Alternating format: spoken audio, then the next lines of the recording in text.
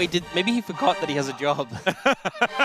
Well, maybe he was too busy doing his job somewhere else. That might have been it. Sorry, Valdez. I'm sure you're in the chat, right? You're in the chat hanging out with all of us while we are enjoying some KT versus Bro. That's what I would assume.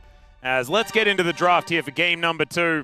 KT, very good at winning game number 1s where they pick up Nocturne and Rise. Not going to be able to do that again, and let's see what they are going to put together for themselves as Hanj and Brion find themselves in possession of first pick this time. Yeah, it was KT with that last time.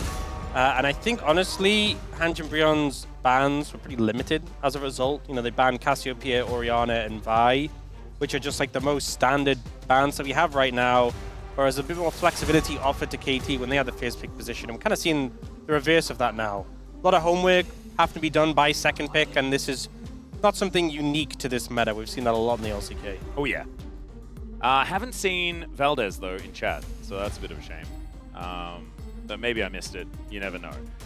Cassio, let's see whether the Orianna will be banned next. I assume Cassio, Ori, Vi will be our blue side bans, or our second pick bans that are going to be coming on in here, as the Ezreal is going to be taken away one more time. Ezreal, Lee Sin, and Syndra were banned by KT when they had first pick. Similar look here, but the Pantheon has already taken the place of one of those, as Caitlyn will be taken away now. Yeah, hammering away at some of the options there for Teddy. We've seen a lot of priority on these bot lane pairings, Lucian Milio, Caitlyn Bard, Ezreal Karma, and I think denying access to them is pretty big. The thing that was interesting to me is the Ezreal ban from Bro. I feel like they maybe could have prioritized that as a first pick for Teddy. We've seen it having a lot of priority recently, so definitely an interesting one. Vi and Orianna still open and available. Yeah. And they're going to ban Galio instead here. We've seen Galio generally be successful, but also have a lot of priority into Lock specifically. Okay, let's see where Roma wants to go with this. I think it's necessarily going to be a first pick Lock, but maybe setting up for that. We know the build with the MI and into Mandate, very strong, but with Orianna being banned by KT, Vi is just pretty obvious here. Yep. Pretty comfortable first pick here for the Bros, as Yunara Lulu likely to be the answer here for Geo and Effort. Big confidence pickup here, and specifically into Vi, this is a pick that we often saw banned away when you wanted to prioritize Yunara because it does a good job of holding her accountable. So we'll see what Hanj and Brion want to combo with this. Rumble Ahri. This is a trio that we've seen be more popular, a bit more popular recently in the LCK, but also very popular in the LPL as like Vi, Rumble, Ahri. So if they want to go for that, I think it makes complete sense in terms of shutting down a hyper carry. We'll see if we get the Ahri coming in here from Roma. Yeah, could certainly do that. Syndra also works in a very similar way, except you have a little bit less mobility. But I do like the keep away that you can play there as well. Instead, he is going to be heading your direction, so that Ahri will be locked in. So the question is, what are you going to pick here from KT? Neferi. That is definitely an option you can go for, but maybe if you want to match mid now, yeah, could be an take the opportunity to do so. You know, the Syndra was hovered. There's also things like the Aurora. Annie is an option too. And we'll see what they go for, but it is just going to be that Neferi you mentioned, one in the matchup for Cuz. Originally a counter to Vi. We saw Neferi coming in the meta in that way. Yep. And then now it's just picked generally, but still has that good matchup, being able to dodge away from so much of what Gideon wants to do.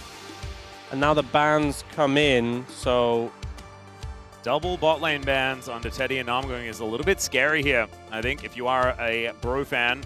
They have locked down a very strong top side of the map, but someone has to pay the price. So Teddy's very powerful. Corki is going to be taken away. I think he's still undefeated on this, like 6-0 so far this season, which is kind of unheard of.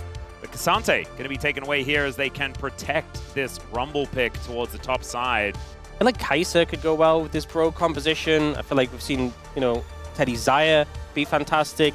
Seraphine might be a bit risky with Neferi about, and you don't know the soul laners, but I think there's just a lot of options still for Teddy and Namgung, and I don't think they have to be too worried, and they will take away Teddy's Xayah. This feels like there are so many options for the bot lane that, like, let's specifically target Teddy's top picks right now, which I feel like are that Corki and Xayah taking off the cards. But still a lot of options available for him. Yeah, Kalista Renata is still up as well. We've seen that combo find a bit of success here as the Lissandra. I think that's a good ban, actually. You know, a good matchup into Ahri. And something with the Mandate Rush, the 2-item spike is so quick and so powerful. On. All right. Bit of a classic. And will give this KT composition so much longevity. Playing for the late game looks to be the aim of the game here for the roller coasters, as there is that Kalista that I was talking about before. Likely to just be slammed here, as Kalista Renata would give them a lot of power where they want it, right? Yeah. Obviously, if they're not able to win the game, then it's likely that KT will be able to find a lot of options, but there is that Renata lock-in. Namgung just teasing us with a potential Camille that they do decide to head over towards the Renata afterwards. And so now, what is BDD going to be playing, and how can they sort of bridge this composition into a late game? And the Syndra might be able to do that. I think Syndra makes sense. BDD is phenomenal on this pick. It makes Teddy's life really difficult, especially like you may think, oh, well, he can be bailout. You can use the bailout on him. But if you get Scatter the Week into ulted, you're not going to have any opportunity to really get a reset. I think KT have a lot of tools to make Teddy's life difficult and a lot of scaling elements to the composition. The one makes sense as well as a momentum killer. This composition for Hanji and Brion is all about momentum. A lot of these picks, quite feast or famine. You want to crush the bot lane 2v2. In a fight, you want that initial momentum where you can get the resets from the Ahri and just push forward in the fight. I think it's a good comp from Hanji and Brion, but we saw last game, even though they made some good decisions, the team fighting just wasn't quite there.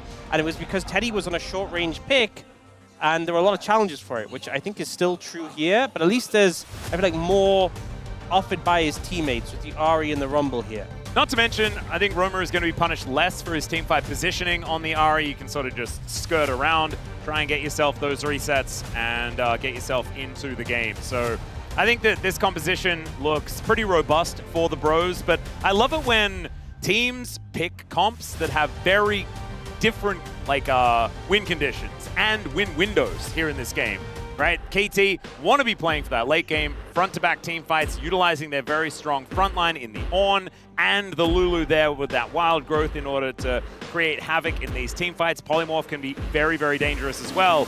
Meanwhile, this comp from the Bros just does so much damage in the mid game, it might be just too much for KT to deal with. Let's get into it.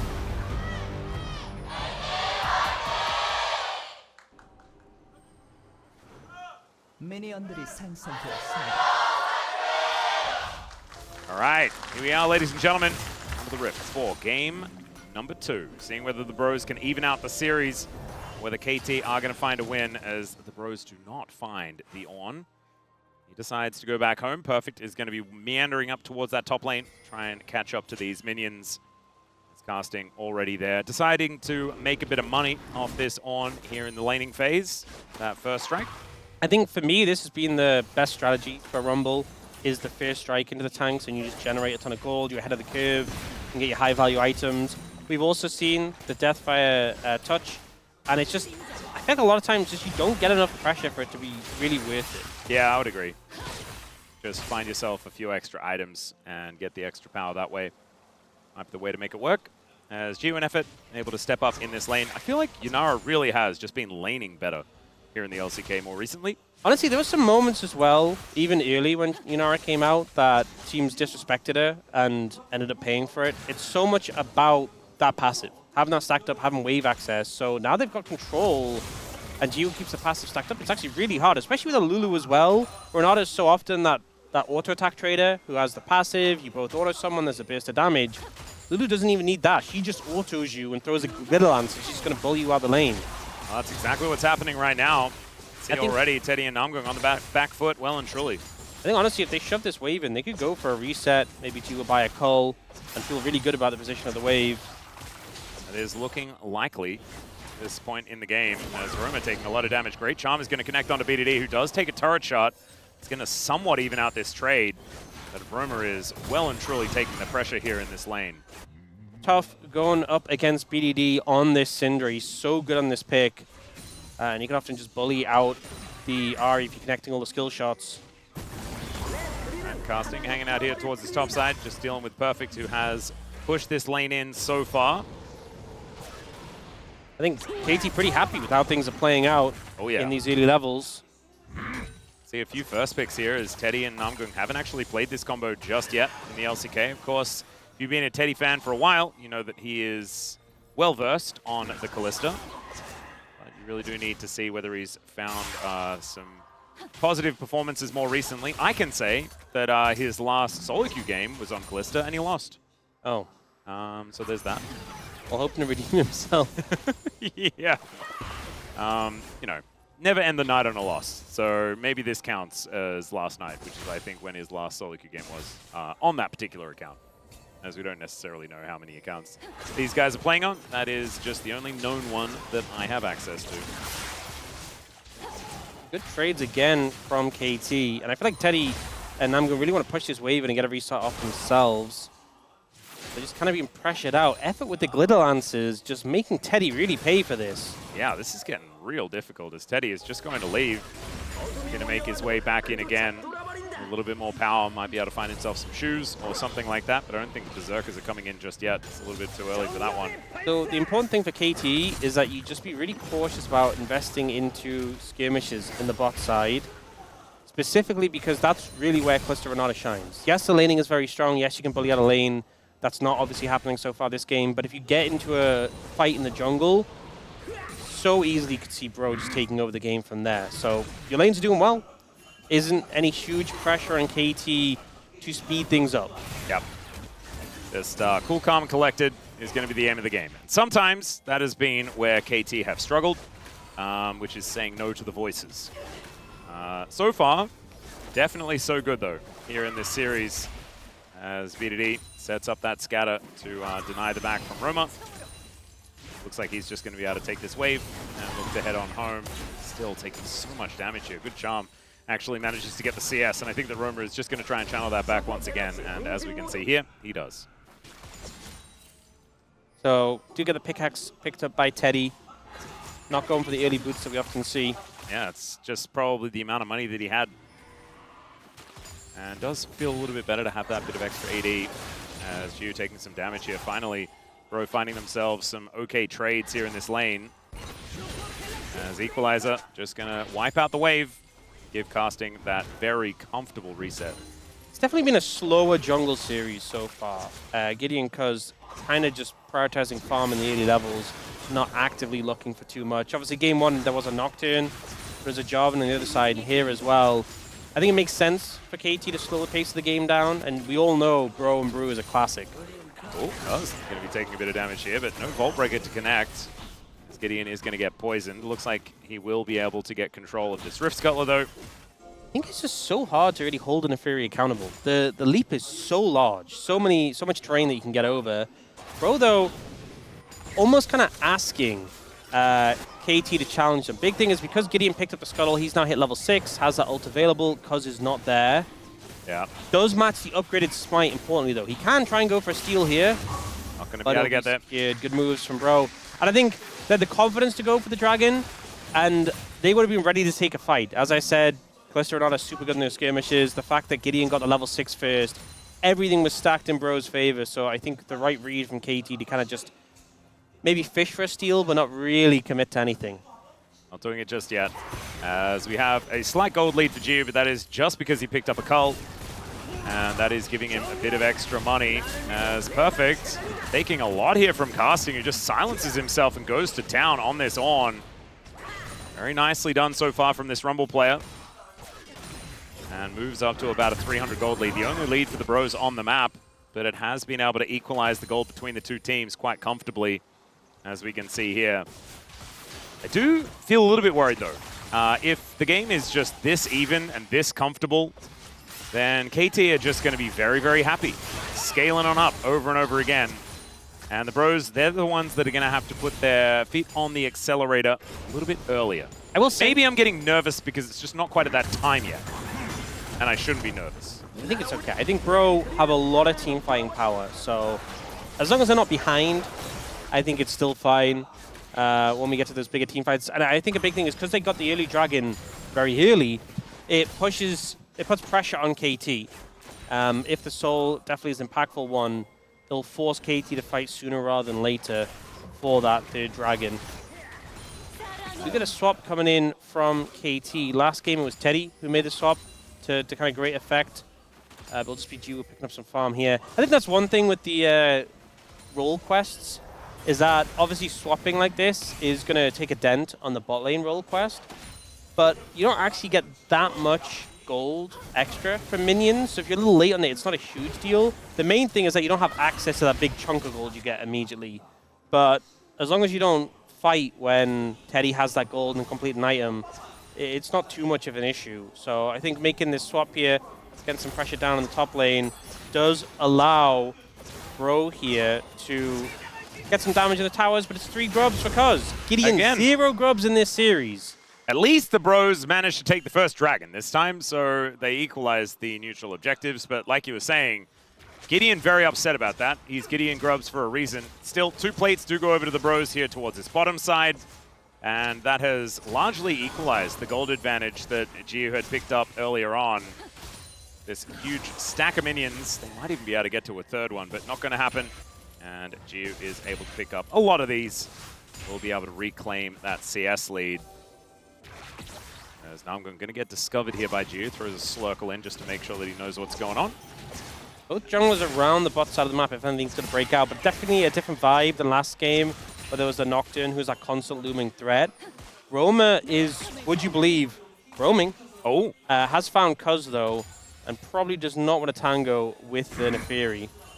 And we've got another room as well, as there's a great knock-up onto Casting. The Ram comes down, grabs the knock-up onto the Rumble again, as now Casting realizes that he's very, very dead. First blood goes over to BDD, and he's going to immediately teleport back to this mid lane to pick up the wave. Crazy, BDD is laning against a guy called Roma, and he has been the one making the moves in the laning phase, both games so far, making a massive impact in the side lanes. And I think I would say that it's more difficult to roam on a Syndra than it is on the Ahri. Absolutely. You know, post 6, Ahri often fishing, and we even saw Roma trying to make a move down towards bot lane, but BDD is the one who finds the perfect timing and is able to pick up this kill in the Rumble. I see what you mean there about perfect timing, because Perfect was there in the top lane, yes, and it was his timing to go up and assist Perfect. Thus, perfect timing. That's beautiful. You know what that is?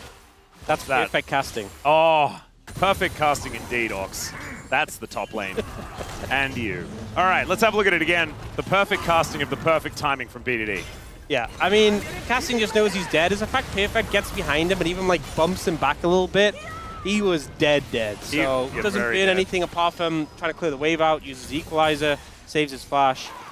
And in terms of his lane matchup, doesn't really make that much of a difference, but giving gold over to BDD is going to feel BADD. Yes, I think that is certainly not a good time. As Teddy just seeing where Gio and Effort are going. And the Bros really struggling to find some momentum. I think it's the tempo vibes that they've just not been able to claim. I think they're what the Bro tax really pays for. Yes, I was going to say, we can always find a culprit, and it is Bro tax. Yeah. If it's not sufficient, they are going to struggle. Look at this. You can tell Cuz to leave by leaving enough Brotax in the chat, and then he'll back away. Right now, I'm seeing that this doggo is still hungry. There's some mech yordle as BDD does get this wave shoved in, and man, it really just feels like KT have more members on the map right now. It's a good time to cross map. You look at Teddy, already picked up the bot lane roll quest. He has that static shiv completed. Oh, Equalizer came down to try and catch the wave, really but just didn't even really hit. But yeah, so Grub's in pocket. Jiwoo has 3 stacks left on the call, doesn't have an item completed, doesn't have his roll quest completed. This is a great time for a swap, and even though you do lose that first tower, not having to play into the Callisto with the static shiv is a definite boon. So second dragon does get picked up from Bro. They are continuing the pace on those. But I think KT making the right reads in this game in terms of where they want to be. Yeah. Still, the Bros are able to put themselves together a bit of an advantage, and it's another Infernal Soul, with the Bros now having a couple picked up already. There's some angles here, but I'm not going to trust anything until we see our first team fight. And KT were team fighting beautifully in game number 1. If that continues with a composition like this, could be very, very difficult for the Bros unless the Bros have put the time and effort into figuring out how this comp is going to work. And it's about now that they're starting to get very, very powerful as the Ram just going to try and clear out this wave. Teddy just bouncing on over towards Perfect here. Nice knock up Yeah, good work the there. range is there. It's such a satisfying noise when he just briddles all of the minions and you just hear that noise constantly. What is the most satisfying noise in League of Legends? Heartsteel. Do you think so? Yeah. I still feel like it's probably Jax hitting a turret. That's pretty good too. But just Heartsteel, so much when you hear it like ticking up and then you get the big... Oh, it's beautiful. One item. You have been a bit of a Heartsteel enjoyer for many, many years, have you not? Yeah. I remember when it first came out and before it got nerfed in ARAM, and obviously that was before ARAM Mayhem, and it just ran every game. Everyone had one. You'd have like 3,000 stacks. A better time. Yeah. It's beautiful. Maybe Heartsteel will make its way over to Classic soon in its unnerfed form. That's the thing. Are we just adding more items along in Classic? You just basically find anything that was ever broken at some point, and you just put it in Classic. I think that's got to be the way to do it. I think the point they add things like Gore Drinker or Gale Force in a Classic, I'm like, okay, this is feeling like last week. Yeah.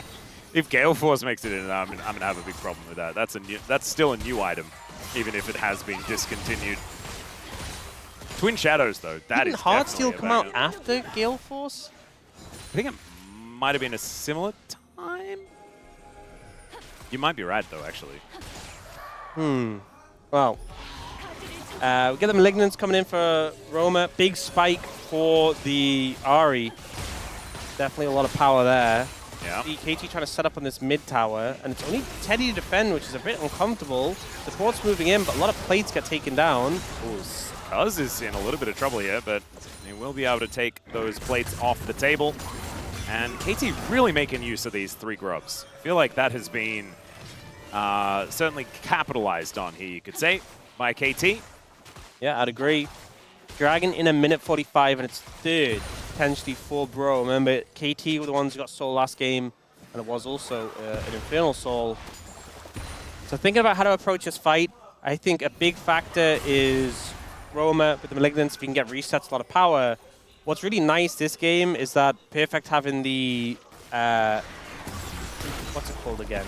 Kanik Rukan. That's the one. Huge value into Roma and casting. The only thing he has to really be concerned about is if Teddy starts free hitting him. So looks like we're getting started a little bit early before that Dragon's up as KT looked for this Herald. Oh, Roma's roaming, looking for a bit of an angle here. He's on a pretty good flank, but the scatter catches him. Has to get himself out of there. Great Charm is going to catch Cuz as they just take the Rift Herald from under the noses of KT. And Perfect is just backing away. The Sentinel just gets thrown at Roma. But KT are not going to be able to continue this fight. And now the Bros have a Rift Herald to help them get this Dragon. Really well played there by Roma. Even after he gets hit by the stun, able to disengage. The one concern, though, is his ult is now down. It's ticking fastly. He has level 11 already passed. He has Malignance. But they do need that ult available for the Dragon. And it's 30 seconds away. But it looks like the setup's not come through yet from KT. They went for resets. I think he's going to be fine on that account. And they kind of get away scot-free, but BDD is fishing. Oh, if Roma dies, then that'll be worse than the ult being on cooldown. I think he's okay, just the Merc treads. Even with the nerfs they caught recently, -5 magic resist, the shield plus the tenacity, just makes it a bit hard for BDD to really threaten an all in there. Now the contest comes in for mid-prio. TP in from both solo laners of KT, trying to respond and stop them from getting a chance to throw down the Herald mid. That is still in the pocket of Gideon, and now it's KT with control of the area, and Bro who have to push in. 3 seconds on Roma's ulti as well. That Spirit Rush will be up and available now. As Slurkles come down, Namgun gets caught by the scatter. The Bros still in a lot of control. The Rift Herald going to come on through here, and now KT gonna have to come back and try and defend mid. As Perfect just trying to be that front line. It's working out so far, but he's just getting slammed into the walls over and over again. And look at this, their front line is a front line no more. Yeah, remember, they TP'd Perfect into this fight, so he can't recall, heal up, and come back again. Teddy getting some good damage down there. And honestly, his pierces, the Qs, have been connecting on a good targets. Oh, yeah. He's chunking out Jiva before as well. Now, if we get the Ren stacked up on the Dragon, it's almost impossible to steal. Well, now The Ram is going to come through. There is that secured by Teddy. They take down the jungler, but he's already done his job. Equalizer, fantastic but perfect. Manages to flash his way out. Great scatter here from BDD as Casting gets the power unleashed upon him. Cuz in a little bit of trouble, but there is Teddy with that bailout. Can he lock down Jiu? He does manage to get him, but he's eliminated immediately. And KT, they still have their main carry as BDD, he gets charmed. He is charming, but he's got Cuz there with the daggers to take down the Ahri. And that's the ace for KT. Bro get the dragon, but the target selection is so good from KT. Gideon just doesn't get to play the game. He dashes forward to help secure the dragon. The CC from Perfect is laid. Vi is out to fight. And even though we get this massive combo of ults, Perfect is the one soaking the damage. And now there's the freedom to move forward. Casting with no heat is not a threat. This dive in into Wild Growth shuts down Teddy. And even though he trades his life with Jiwoo, also, one more moment. I think Roma auto-attacks the dog instead of the blast cone here. Oh no, he does! So he wasn't able to escape cone. Very unfortunate, but I think just beautiful execution from KT. The usage of Perfect's health bar as a resource, the setup on a Gideon, the re-engage, Jiwoo's aggression. Even though he traded 1-for-1, he shut down Teddy, which was key in allowing them to push forward. And now, Rome may have 3 dragons, but it's not 4. And they're 2,500 gold down against a team with an Ornn and a Yannara Lulu. Yeah, this is the problem. These ornaments are going to start coming in, and that is going to mean that that gold lead actually means a whole lot more than what we're seeing represented. And it's kind of crazy that Perfect went down so incredibly low, took so much abuse in that fight, didn't actually die, is ahead in farm, and ahead in money by just a little bit. And that's crazy because there's a first strike on Casting. The whole sort of point was to make money. And unfortunately, he hasn't been able to do so, sitting at 0-2-0 on this Rumble, yet to really find value here in this game. I mean, that's the thing when you play Rumble into a tank. You need to get ahead of the curve. You need to get more items. You need to be ahead in gold. And then just be that super strong Rumble. The benefit you get is you're getting a free lane. You can farm first strike off. And then you come into this point of the game when you hopefully get 2 items and really strong. Instead, you're on par with the Ornn, but the Ornn has upgraded that Koenig return and has better economy items, cheap items that give a lot of power, and so you're just not going to feel as useful from this point onwards. The Ornn is going to continue to add value to KT for the rest of the game. And speaking of value, BDD 3-0 and 3 now has his Dash Cannon and Blackfire Torch completed. And Cuz actually in a bit of trouble here. Not actually going to press the untargetability button, does finally do so, but the Wild Growth comes in. Charm is fantastic, and Roma is able to shut down the jungler. This could be a big deal, as Baron did just come onto the map. But it looks like the Bros are going to look for some more picks before they do anything else. The Equalizer goes down with Perfect dead. They might be able to find an angle, as the Ram is going to get called, but he is still going to get taken out. Another Chandelier on top. And the Bro pick machine has finally come online. Oh dear, that's a lot of damage onto Gideon. Does get shielded up. Oh my lord. Yeah, BDD just does so much damage. There's a handshake from Numb going, I don't know whether anyone is brave enough to do anything about this. There was another scatter. It's fantastic. Jiu dives in, but immediately takes it down. The hostile takeover is so incredibly good. And that is going to be the ace because Cuz has only just respawned. Beautiful play from Bro, just pick after pick, and then an overstep from KT cost them. They disrespect Namgun, and he makes them pay for it. Now, looking for the Baron, the TP comes in from the Ahri just to zone Cuz away. Soul is nearly up as well. They can reset off this Baron and set up for that. A devastating mistake for KT. Absolutely incredible stuff for the Bros, though, being able to find it right on the tail end of this mid-game. And I almost said a trademarked comment as well, as it was a damn well hostile takeover. This was just a great series of picks from the Bros. I feel like when you're playing picks like Neferi or Ornn, Ornn's very tanky, has a dash, Neferi very mobile. You have this presumed sense of safety. It's kind of like we've seen a lot of our Ezreals dying around mid lane, and I think they just disrespect the opponents. The pick potential, the chase down potential for this comp is extreme. Able to get those 2 kills, and then this is the big turning point. They try and commit onto Gideon, he just gets out. Teddy steps up, knows he has the safety of the Renata. There's even this polymorph stun that looked like he could doom them, but the bailout's there. We see the Vi come back in, Gideon choosing the perfect moment to punish, and Namgun's hostile takeover finds everything it needs now, though. The setup is here for this Soul. KT trying to push in and get control. And Gideon hanging around the edge. Feels like they're being pushed off a little bit. Banana brush control going over to Bro, and it's them with the gold lead now. Hostile takeover is not quite available just yet. Namgung still waiting for it. I think KT well aware. They have all of their ultimates at the ready. All of their flashes also up and available. Roma doesn't have his. Gideon doesn't have his. Teddy, thankfully, has his flash up, but not the barrier. Okay, See what the Hostile Bros can actually do here. takeover in 5, and Teddy's starting to stack the Rens on the Dragon. KT need to do something soon. Well, let's see what they're actually going to go for here. Is Perfect trying to stay in that front line. There's a great scatter onto Roma, off to the side. There's the cease and desist. The equalizer goes down there as well, as Gideon this time is going to be able to make his way out. Giu's just fighting somebody else as the Infernal Soul comes in for the Bros. Vault Breaker onto Perfect, and they'll take down the tank. And this time, the Bros find the team fight they're looking for. Oh, Gideon fishing, won't find more, but he was the superhero in that fight. Did he get a kill? No, didn't need to. But he shot down Giu and stopped him from being able to do anything, just bought time, and then the back end, they clear up perfect, but the soul is secured. That's the main thing here. Oh, and now Elder is on the map in 5.5 minutes. So the ult comes out from perfect, and basically at the same time, Gideon flies in, grabs Giu. Giu has to flash away from the charm, and Gideon just leaves. He's like, look, we got the dragon low enough, we can get the soul and leave.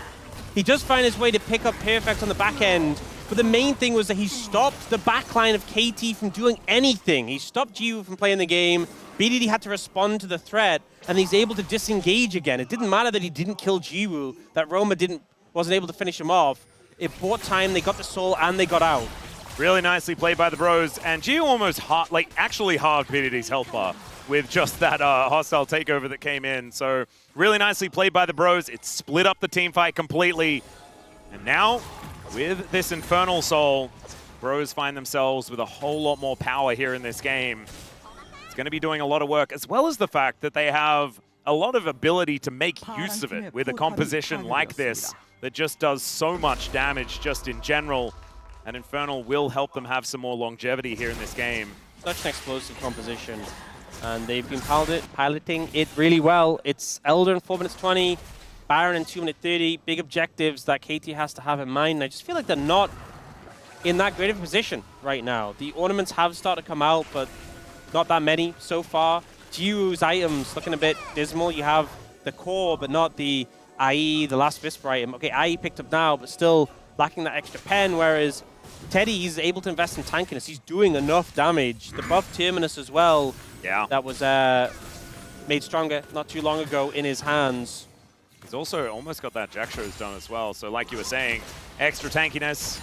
I mean, when you have a Renata with you as well, that tankiness makes you so hard to deal with. And we've seen that when he just starts stacking up the Rens, it doesn't even take that many auto attacks before he's able to get the reset and bring him back after being taken down in the bailout. Yeah, not to mention if you fight anywhere near a minion wave, it can just be really, really difficult to deal with this Callista. And it's actually so annoying when a Callista is sieging now with a static Shiv. Yeah, it just chains through the minions. You end up getting stacks onto you as well. And so Teddy can rend and even just damage you off the back of that. It's pretty obnoxious. Well, more of Malmortius even completed here for Gideon. Decides not to go for a third item GA. Just wants that extra magic resistance. Understands that Giu is mainly going to be held up in the sky by him during this game. Yeah, so just needs to not die to BDD. Doesn't want to get ulted and just removed from the game by BDD, which is kind of understandable. Yep, I would also not like that to happen to me. As Teddy taking out these waves, taking out these wards. Control of the Baron Pit is what the Bros want. Their turn is so scary as well. If they ever do get the control that they're looking for, which they have now. It is the Huni Baron, so a little scary. Dangerous Baron. But I think it kind of testament to the level of control they're trying to establish over this area. Completely shutting out the vision from KT right now. The closest ward to the Baron is that control ward we can see on the left of the screen now. Oh man, that is quite a ways away from a bit more than a hop, skip, and a jump. Yeah, I would say so. Cuz is now going to go into the scary dark. The thing is, Cuz has a lot of tools to outplay Engage, but we've seen before, even if you have those tools, if you face check and get the CC layered, you will just die. He is pretty squishy. Yeah, and if you avoid one of them, there's so many others that are coming after you, right? Like Vault Breaker, Cease and Desist, Charm, even the Fate's Call. is just so incredibly scary. And the handshake as well can be absolutely devastating. Namgung has been playing a great game so far. 100% kill contribution on this Renata. And the Bros now set up once again. Perfect, wanting to face check, but it's getting more and more difficult as great charm connects onto Cuz. Does go up into the sky eventually, but he's basically out of the fight before it's even begun. And there's no camps actually nearby from sustain up. The Fury can heal up really quickly if Raptors or Wolves are up, but they're down, so he has to actually go for the recall. Oh, there are pings actually onto where Gideon is here, looking for a bit of a wraparound as BDD just takes a cheeky little cinder. I think one problem though is that BDD can chunk Gideon, but with a Maw, not able to one-shot him. But if the rest of the move there, it's kind of going to give away that they know where Gideon is. Well, Gideon has been kind of scoped out though, as the Scry's Orb does come on down. Gives KT the information that this hasn't been started yet. Gideon's still trying to fish from this position. Oh, if he actually starts off these Raptors, it could be pretty scary. As the Bros just continue to wipe out these waves and then go back to the Fog of War. They do not want to start this Baron though. Yeah, I think it's fine. You know, it's the Huni Baron, it's Dangerous Baron. You also have some item buys to come in before that Elder spawns. Teddy's close to Jack Show. Roma's close to Void Staff. Gideon, I think, could pick up Merc Treads on a back. So if you get a chance to recall and reset before the Elder, it makes sense. But Gideon's actually sticking around here. He keeps getting stopped by BDD. I think he Scry's bloomed him, and now if he gets KT here, on the Elder. This is so dangerous, like you're saying. Cuz not going to quite find the daggers, and Gideon will be able to make his way out, but that was almost game-losing. Yeah, able to navigate away. Teddy got the Jack Show and a red pot. This is a big buy. He is so strong. Well, now the Elder even getting involved here is Perfect, taking some damage, I think. But not entirely sure. His health bar is pretty large. And pressure's going to be on KT, because again, if Teddy stacks up the Rend on the Dragon, this has been fatal for KT in 2 Dragon fights before. They can't let him do it again, because Elder would just be a game ender. Well, look at all the sticks that are already in this Elder. As Teddy just happily tanking it up. Casting is on a ward. I've seen this fight before. Casting dashes in, finds the charm. The Wild Growth is there under Gyu though, but look at the AoE. They all just explode.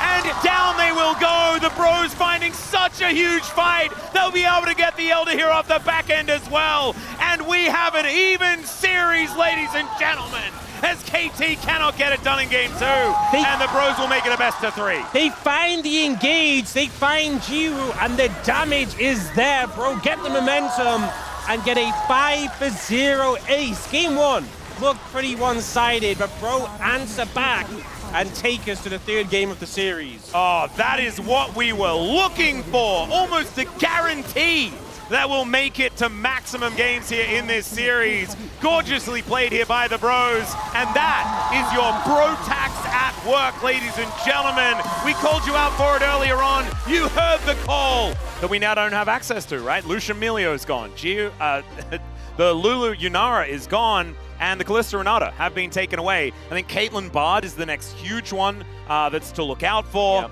And be very careful of having to draft Jin. 나 좀 더 땡기자. 땡겨봐 아래로 땡겨봐 아래로. 유나를 한 대 맞았어. 이번에 볼게 얘들아. 나 위치 좋아. 민성아 나랑 이거 연기하자. 너 질러주는 거 주지. 나 여기 회사 위치 짜는 중. 나 망원 3초 3초 열게. 맞아 2천에. 아 싼 거 아까 싸볼까? 나 무조건 사. 볼게 얘들아 볼게. 유나 봐줘 유나 봐줘 볼게 유나 봐줘. 유나 노플. 유나 노플. 가자. 신드라 노플이야. 아 여기 봐줘. 바텀. 아 맞다. 아 장로 먹고 갈게 얘들아. 그냥 와봐. 끝나게. 알아. 밑에 가. 먹은 뭐 있어? 그냥. 먹으면 있어. 먹은 뭐 있어? 뭐 경험치 있어. 확인해서 잡고 끝내자. 잘 보았어. 끝낼만 하지 얘들아. 끝났어. 오케이. 빨리인 줄 알아.